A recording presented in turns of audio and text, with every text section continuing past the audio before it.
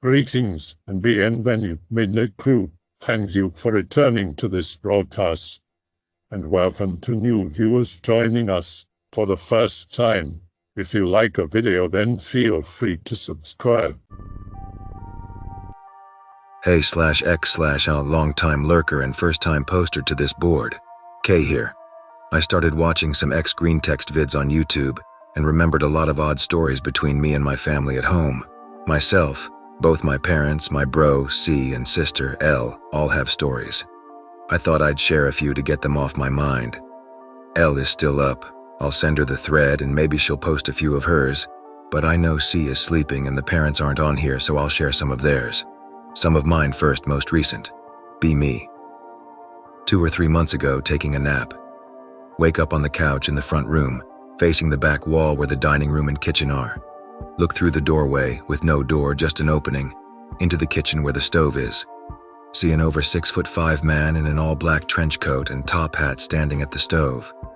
Mom is in the living room across from the kitchen. Yell to see where people are in the house. Mom answers. The kitchen man walks away, silently. Ask Mom if someone is in the kitchen. No one is.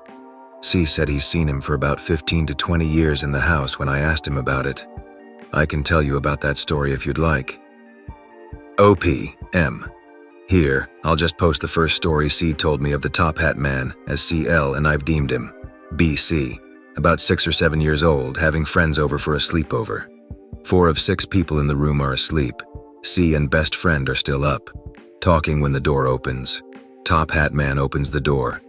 He's old, very white, black trench coat and top hat. He smiles at C and friend, then walks out of the room. Nothing happens. Next morning, ask Mom why the top hat man was in the house. Who was in the house, C? A man with a top hat. Checks if doors are locked, they are. Worried and has a convo with C. C wasn't scared, just confused. Brother C has seen him in the house many more times, but that one stuck with me when he told me the story. Be me, like age 13, at home alone with a friend. Sitting in the back room about 10 p.m. Back room has a door to the backyard and 4 windows. Start to hear scratching on the window, like nails. Assume it's a tree. Scratching gets more intense. We look at the window like, WTF. All of the windows have mini blinds, so we can't see outside. Scratching turns into knocking. That's not a tree. Suddenly the back door is being banged on heavily and something is trying to turn the knob. The door is locked. Run to the front of the house and out the front door. Friend claims he sees something jump my fence. Sit outside and call everyone we know to see if someone is screwing with us. Nobody knows what it was. Friend left me alone for the rest of the night. Fuck you, Garrett.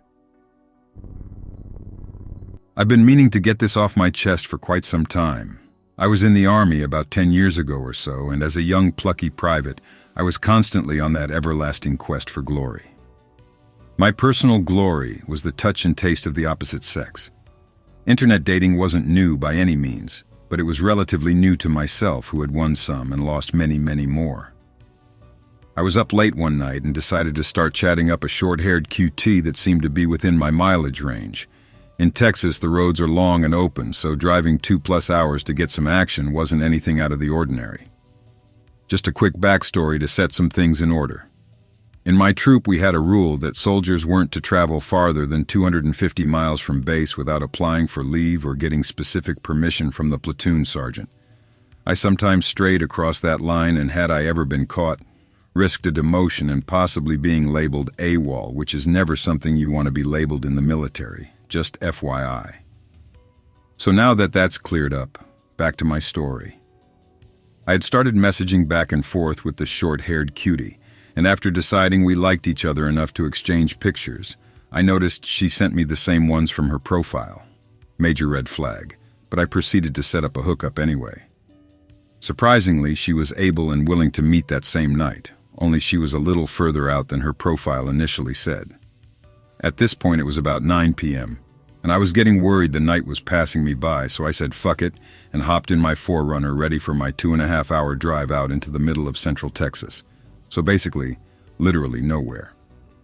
During the drive there, I kept thinking about how this chick's profile had popped up out of seemingly nowhere. For context, It isn't strange to see the same profiles on these dating apps for a plethora of reasons, and I found it at least a little surprising that she was so eager to meet up so quickly, having just made her page, or so it seemed. Now, I'm no George Clooney, so it's not like she'd be jumping at the opportunity to meet me or anything, but I just told myself we had really good chemistry and brushed it off as girls, knowing when they know. About an hour into the drive, she texted me asking if it would be cool if some of her friends were there, just to make sure I was cool. I said it was totally cool and I wanted her to feel as comfortable as possible, but then she replied that it wouldn't be friends at her house, but her mom and sister, and so I said that's cool too. Weird, I thought to myself, but still the rush of the chase was coursing through me and I had tunnel vision. I drove through what seemed like endless desert for some time, and being just after 10, the roads were pitch black besides my headlights. I tried to push negative thoughts into the back of my mind, but images of breaking down along this road kept crawling into my mind's eye, and I had to take my mind off of the cold, dark night, so I decided to call her and pass some time. Her voice wasn't exactly what I imagined. It wasn't girly as she appeared in her photos. She had short hair for sure, but she was still a cutie. However, her voice begged to differ. "Hey, is everything good?" She sounded surprised to hear from me so soon as I told her I would call her when I got to her house. I made up some BS about not wanting her to think I just wanted one thing or anything, and that I wanted to possibly go out and see her town since I was unfamiliar with the area. Perfect. We can head out to the mall after my friends show up. Now I thought she misspoke because I remembered her text that her friends mentioned earlier were actually her family. So I asked if she meant her mom and sister, and she said, "No, it's too dark for them." Just like that. So I told her, "Okay, I guess I'll meet your friends when they show up and I'll be there in about an hour." At this point, a little bell started going off in my head that this chick was a little weird. That's when I got a picture message of her holding a baby. "Please don't be mad. I have a son from a previous relationship. Don't worry, he's out of my life," she assured me.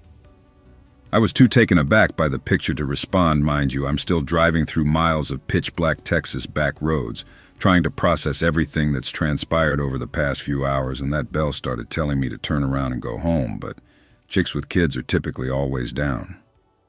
So on I went, into the night. I got to her place at about 11 p.m. or so, and she came out to meet me at her driveway with a metal baseball bat in hand. I cautiously approached her, and she laughed and said the bat was just in case I was a creeper. As I got up close, I realized she looked a lot different in person. She was wearing baggy jean shorts and a ragged old hoodie that looked 3 sizes too big for her frame. We walked inside, and the house looked more like a frat house than your typical living quarters, only like everything seemed old. They had a bubble TV with a VHS player and a PlayStation 1 sitting out in the open like it was 1999.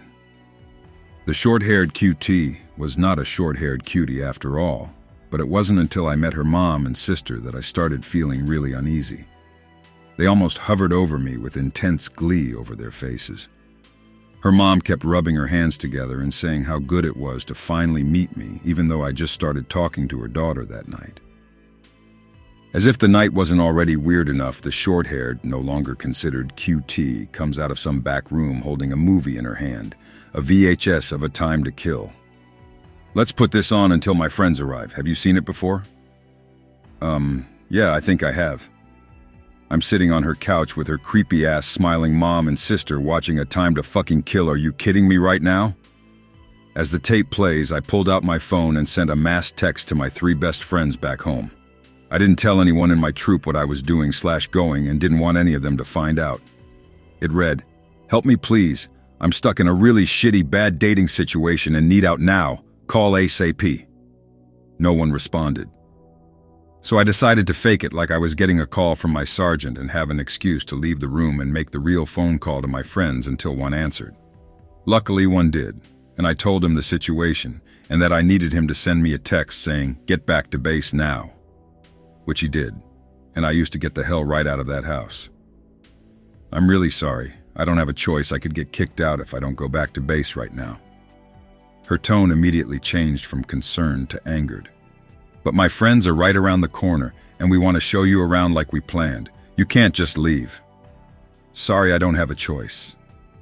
I got up to leave when her mom started crying out of nowhere, loudly too, and ran into the back room while her sister just sat there glaring a hole through my soul.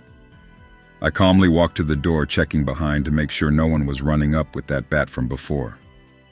After closing it behind me, I ran to my 4Runner and started the engine just as I see a large black SUV pull up to the house. The SUV slowly crept past my vehicle, but the creepy part was the occupants, all seemingly female, turned their heads and stared all while passing. I put my 4Runner into drive just as I noticed about 4 or 5 people exit the SUV. I just about burned all the rubber on my tires gunning it out of there. I started getting calls from short-haired girl, but ignored them and kept on driving. About an hour into my drive, I realized just how late it actually was, almost 1 a.m. Then I thought a little more, and the idea of a mall being open at that hour seemed a little strange, as most local malls back home close around 9 p.m. at the latest. Where were they planning on taking me? When I got back to my barracks, I checked my profile to see if she sent any other messages after calling, but her dating profile had been deleted. To this day, I don't know if she was just extremely awkward or had nefarious plans in mind. All I can say is damn. That was a close call either way. Great story, Anon. Glad nothing happened. Did you get a decent look at the girls from the SUV? Did they look weird like the QT, or did you drive too far to get a good look when they got out? Also, did you lose time driving back, or was it just a 2+ hour drive one way? It really did feel like I lost time. I left my place at about 9:30-ish and got there at just about 11:30 p.m. I don't remember how long I was at her house. It seemed like an eternity, but could have easily been less than 20 minutes. Meaning at the earliest I would have left at about 11:50-ish and been on the road till about 1:50-ish, give or take. I seem to recall the women all having shorter hair, looking sort of on the tomboyish side, but maybe less so than short-haired. Not so cutie. Mind you, this was a very quick glance, and besides the driver, who I 100% remember being female, there could have been dudes too, I guess. OP back, I'll post 2 shorter ones I have from college as well while waiting. One be me and girlfriend at the time. Spending the night in her dorm. Finished watching Netflix, probably The Office or West Wing, because we watched those multiple times.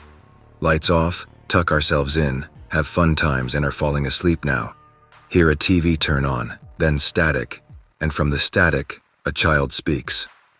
We can't tell what the child says, but it's loud.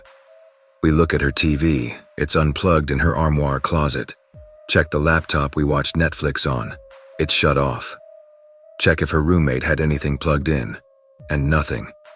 Over the next few days, she asked her neighbors on the floor, and they heard nothing. I asked my neighbors upstairs, and they heard nothing. 2, be me. Sleeping over with my girlfriend. Same dorm as the previous story.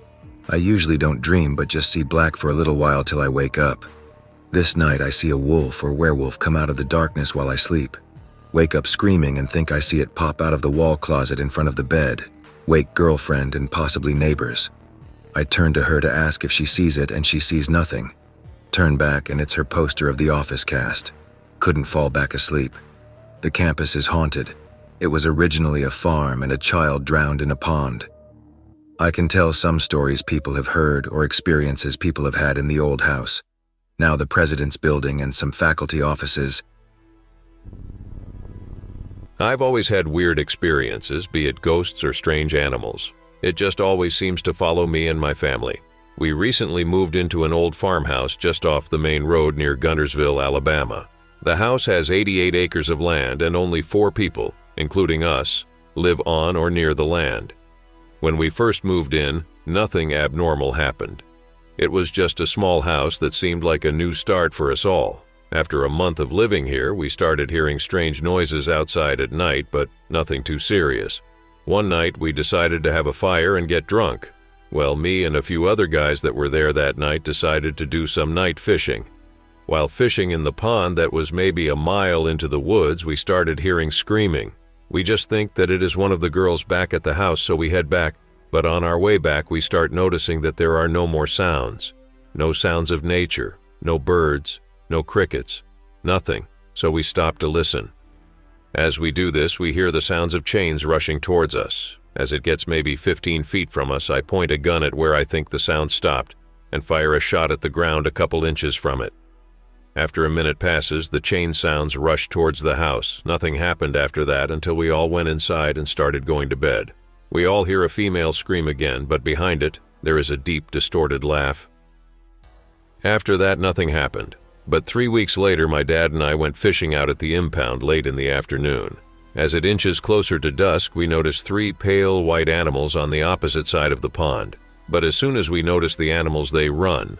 But instead of running on all fours like a normal animal, they all jump up to their hind legs and jump 8 feet into a tree and hop from tree to tree. As we see this, we decide to head back home, but on the way back we hear the trees start rustling and it keeps getting closer and closer until we get to the house and lock the doors. I decided to set cams in the woods and around the house. At first I didn't get anything, just deer and coyotes. One night, a cam close to the house is moved for an hour, then moved back. Nothing really came of that until one night recently.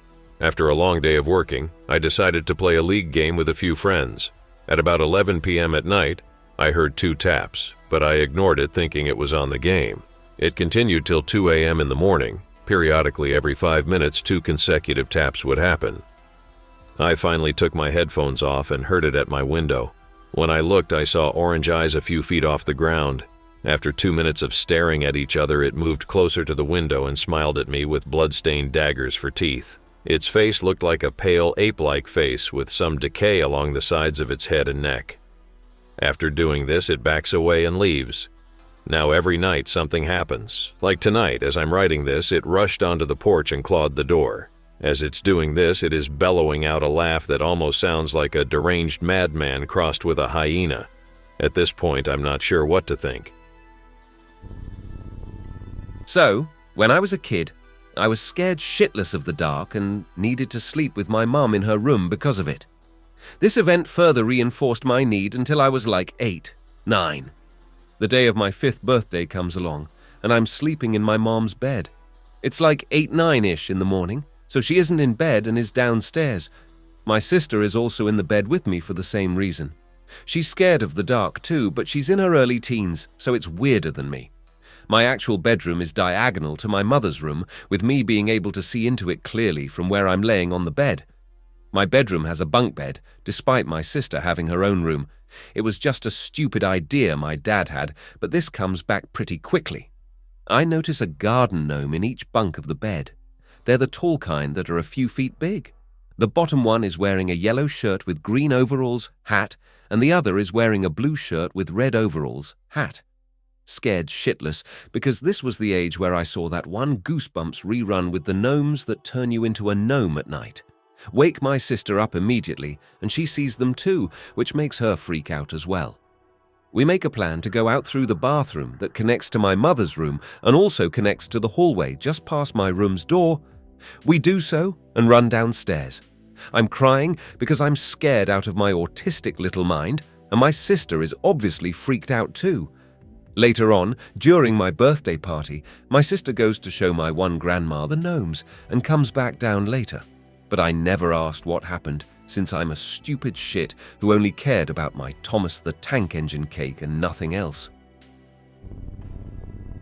I'm Costa Rican, and this little people folklore is heavily instilled in children, so they don't go running off to become a duende with the forest folk. The last time I visited the country, I was sleeping on the floor and awoke calmly in the middle of the night. At the end of the bed, there was this shadow figure, 2 feet tall, stocky, and robust, just watching me sleep. I didn't feel disturbed or even offended. I felt well guarded and watched over, so I went back to sleep without a second thought. I even invited the duende to stay as long as they'd like.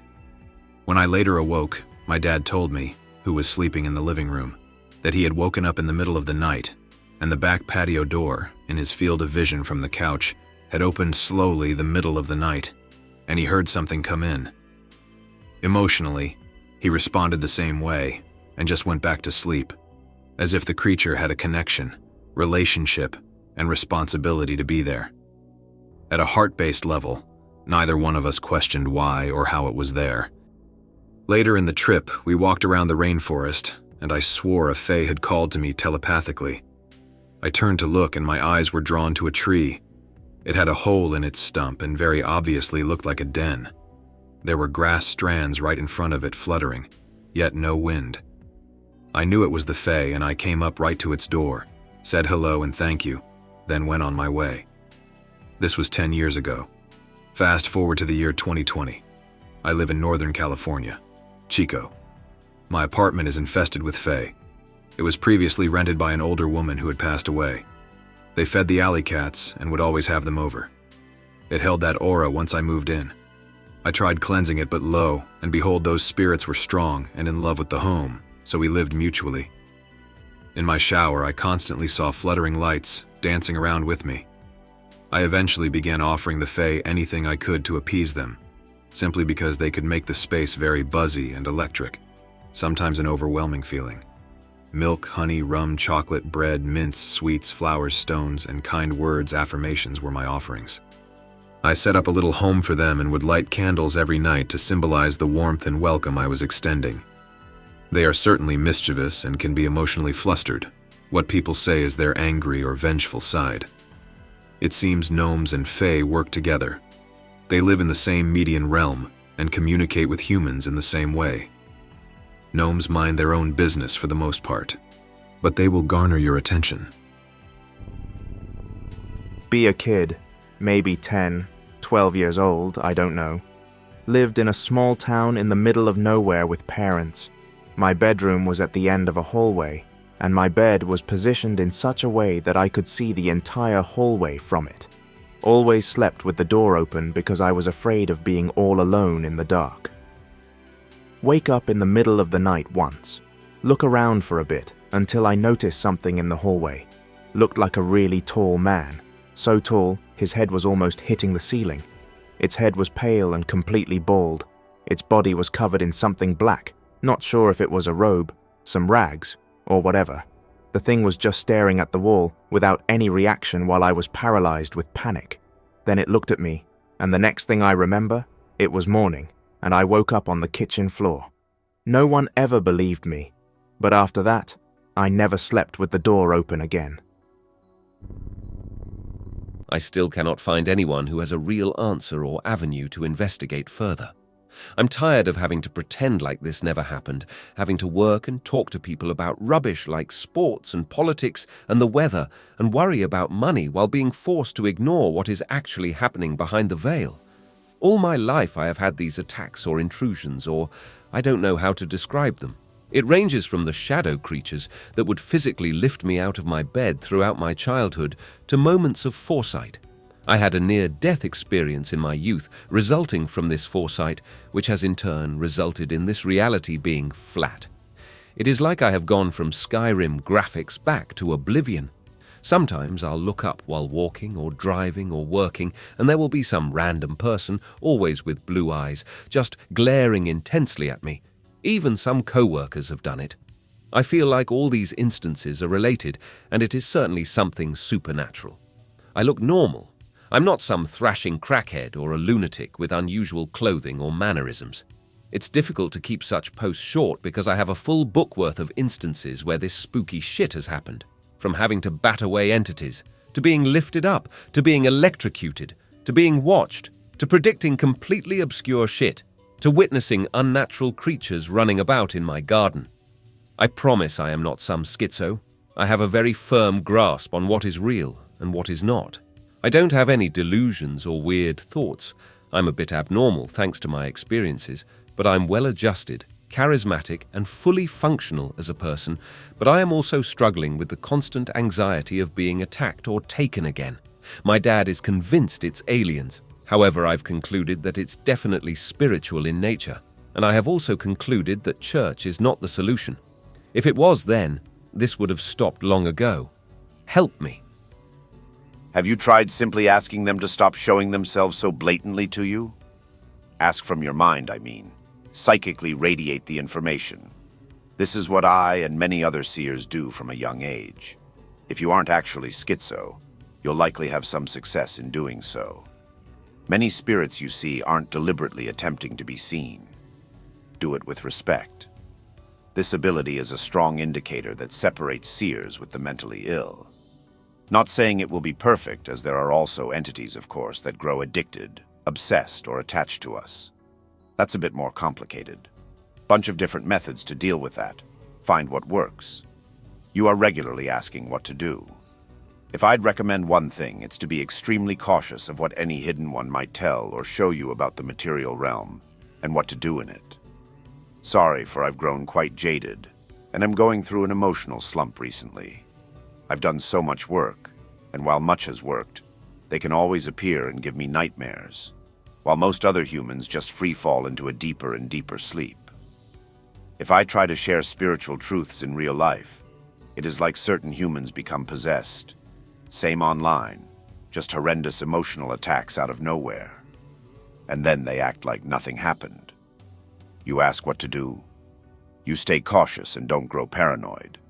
Don't ever even play with the idea of getting paranoid. The most dangerous thing people like us can do. Prepare for death. Earth looks fucked and we clearly aren't from here. Meditate, train your mind, astral project if you can without problems, and dare. I've stopped my astral protection journeys. They were too intense, and I feel that they'd affect my professional life eventually. I don't care if this earthly experience is just a big joke to enjoy, or really some strange school. Then whatever, I guess. Lucky us. I'm not taking the chance of not taking the journey of dying seriously. I've never been interested in the supernatural world. I usually try to analyze things from a scientific standpoint and debunk them for my own sanity, however. I had an encounter recently that left me feeling confused and unsure. I've never played with the idea of humans not being human before, but I think I might have encountered one. I decided I wanted to go for a walk in a very isolated forest a few weeks ago. It's about a 30-minute drive from my small town in coastal Oregon, so I rarely see anybody else there. When I arrived in the dirt parking lot, there were no other vehicles, as expected. The forest is filled with giant Douglas firs and western hemlocks, and the foggy, chilly day made it incredibly beautiful, but eerie at the same time. About 20 minutes into the forest, I see a person. It was a woman wearing a large sun hat, a thin dress and sandals, and carrying a wooden basket. It was very cold out, so the way she was dressed seemed unusual. I was curious about what she had in her basket and where she may have come from, as the only parking area had no other vehicles. I was planning on saying hello and asking what she was gathering as we passed. She was walking towards me, but never lifted her head to look at me. Her face was completely concealed by the large sun hat. I found this strange, as usually people will look when someone is walking towards them, especially a lady walking alone in the woods. As we got closer, still without raising her head so I could see her face, she took a 90-degree corner and walked off into the forest off the path. I thought this was strange but continued my walk. As I was returning about 10 minutes later, she was still in the same general area as before. She was facing away from me and kneeled down. She looked like she was picking mushrooms and placing them in her basket. As soon as I got about as close as I did the first time without looking back, she stood up and walked directly into the woods again off the trail. I looked at the area she was kneeling and there was nothing there. No signs of mushrooms or anything. Almost concerned at this point, I said hello as I was walking past. She turned around with her head down so I couldn't see her face and stood there looking at the ground but in my direction. Her basket was empty and she never looked up, always hiding her face with the large hat. She did not say anything back. As I walked off, she kneeled down again to start collecting something. I took a few steps forward and turned to look at her again. She had vanished. I walked back in the direction I had seen her, but there was no trace of the woman.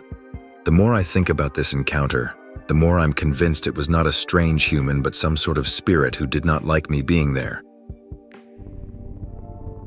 Well, my brother, or potentially the whole family, may have been cursed by some fey creature, and I don't know what to do about it. Some details on where it might have begun. I bought a pick related from Walmart and put it in my parents' vegetable garden for the fun of it. Fast forward a few months and my parents have had the biggest harvest from the garden they've seen, baskets full of cherry tomatoes and whatnot.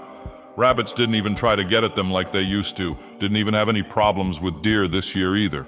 The bastards usually peel all the leaves off of a plant or toe, then fuck off. Once autumn started, my brother got a slight cough and it won't seem to go away. He doesn't have allergies or anything, so it's weird. Doctor thinks it's just his throat being irritated and it should pass, but it seems to remain a constant with him.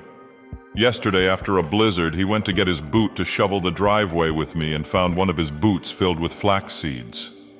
We thought it was evidence of a mouse, but we couldn't find anything like droppings in the laundry room where we keep them.